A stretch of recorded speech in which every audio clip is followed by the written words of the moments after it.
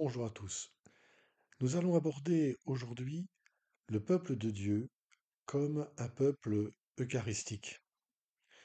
Nous avons vu que ce peuple est engendré par la parole, qu'il est un peuple sacerdotal, un peuple prophétique et royal. Je voudrais aujourd'hui vous parler de sa dimension eucharistique. Le Concile Vatican II nous révèle, nous apprend, affirme que l'Eucharistie est la source et le sommet de toute la vie chrétienne, de toute la vie de ce peuple de Dieu. Et cette Eucharistie est composée de deux tables qui n'en sont qu'une.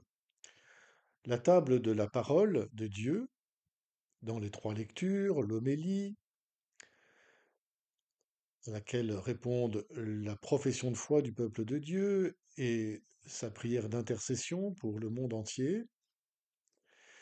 Donc la table de la parole et la table proprement dit du sacrifice eucharistique, qui commence avec l'offertoire, la prière eucharistique, qui culmine dans le par lui, avec lui et en lui, à toi Dieu le Père, et par la prière du Notre Père, qui est dite par toute l'assemblée.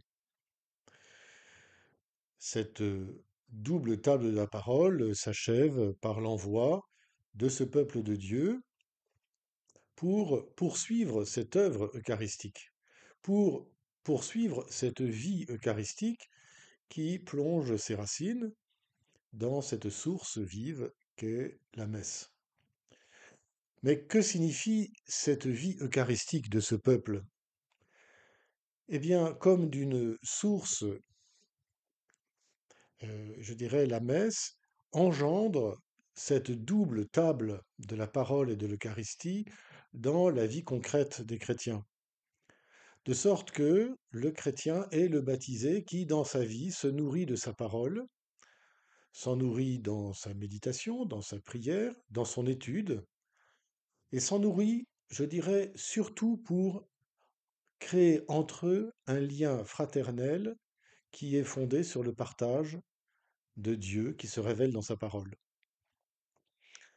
Le peuple de Dieu se constitue, donc s'engendre, nous l'avons déjà vu, par cette semence impérissable, cette parole de Dieu, qui les engendre à un amour nouveau, un amour comme le Christ nous a aimés, comme le Père aime le Fils, un amour qui est plus fort que les différences sociales, familiales, les différences de caractère, d'intérêt, un amour qui fonde une communauté très diverse où chacun trouve vraiment sa place.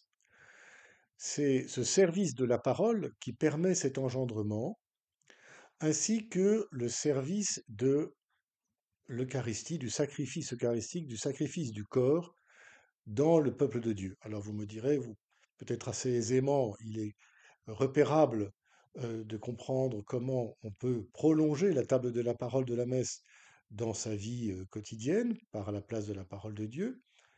Mais qu'en est-il du sacrifice eucharistique? Eh bien, le Seigneur nous le dit très clairement dans le 13e chapitre de l'évangile de Jean, au moment du lavement des pieds, qui signifie l'Eucharistie. Faites ceci en mémoire de moi, dira-t-il dans la parole de l'institution, et dans le lavement des pieds, je vous ai fait cela de vous laver les pieds, afin que vous aussi vous fassiez de même les uns pour les autres. De sorte que ce service du corps de l'autre, ce service de l'autre dans son corps, et donc dans sa vie tout entière, est la prolongation de l'Eucharistie comme offrande de sa vie pour l'autre. La table eucharistique, c'est le Christ qui offre sa vie au Père pour son frère. Il donne sa vie pour chacun de ses frères. Et il nous demande de faire ainsi, nous aussi, les uns pour les autres. De sorte que nous prolongeons ce sacrifice eucharistique toutes les fois que nous nous offrons pour l'autre, que nous donnons de notre temps, de notre patience, de notre peine, de notre intelligence, de notre compétence, et surtout, par-dessus tout, de notre amour en acte et en vérité pour l'autre. Ainsi donc, le peuple eucharistique est celui qui vit concrètement dans sa vie quotidienne de cette double table de la parole et de l'Eucharistie, en ce que sa vie est nourrie, sa vie communautaire est nourrie par la parole de Dieu, l'étude, la prière, la louange, et nourrie par le service mutuel au nom du Christ, notamment pour les plus démunis, ceux qui ont le plus besoin de l'autre finalement, c'est-à-dire les enfants, les personnes âgées, les personnes malades ou handicapées, qui ont davantage besoin de l'autre. Voilà, donc cette communauté eucharistique est quelque chose de très concret que vous pouvez percevoir d'emblée et qui donc trouve bien sa vie, sa source et son sommet, on pourrait dire, effectivement, dans l'Eucharistie, qui prennent du coup un sens tout à fait clair et tout à fait nouveau. Donc le Concile dit que la messe est le sommet de la vie chrétienne, mais j'aime dire que le sommet d'une montagne sans la montagne, ça ne veut rien dire. De sorte que, de même, la messe sans la vie eucharistique, ça ne veut rien dire non plus. Euh, une source sans le fleuve, ça ne veut rien dire. La source en elle-même ne saurait irriguer un pays. Le fleuve, si. De sorte que la messe, elle ne peut irriguer notre vie réellement et le monde entier dans la mesure où le peuple de Dieu devient effectivement un peuple eucharistique en se nourrissant à la fois de la parole de Dieu et dans le service mutuel au nom du Christ. Voilà.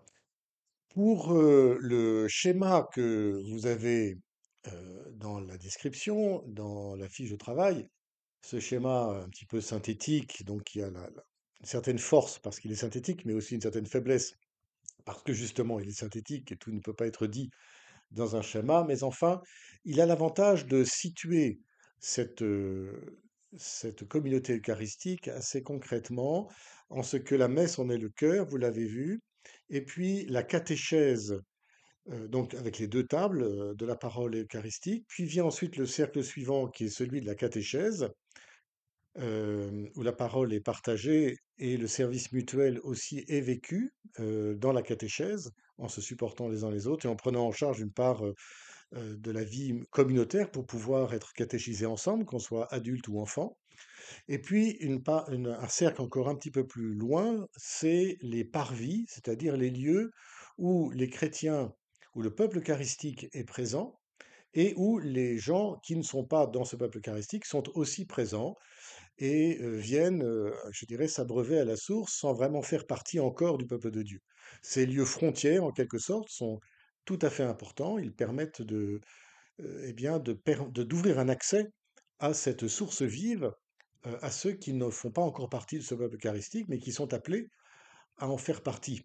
Donc, dans ces lieux-là viennent évidemment le patronage, le scoutisme, les lieux qui accueillent en leur sein finalement des personnes qui n'ont pas forcément la foi, qui n'ont pas cette vie chrétienne, mais qui sont pleinement accueillis et qui sont au contact du coup de ce peuple eucharistique, qui du coup est dans une intelligence de la croissance, c'est-à-dire que ce peuple eucharistique, il est là, il est choisi par Dieu, non pas parce qu'il est meilleur que les autres, mais pour rendre le service aux autres de la présence du Christ, à la fois dans sa parole et dans son corps.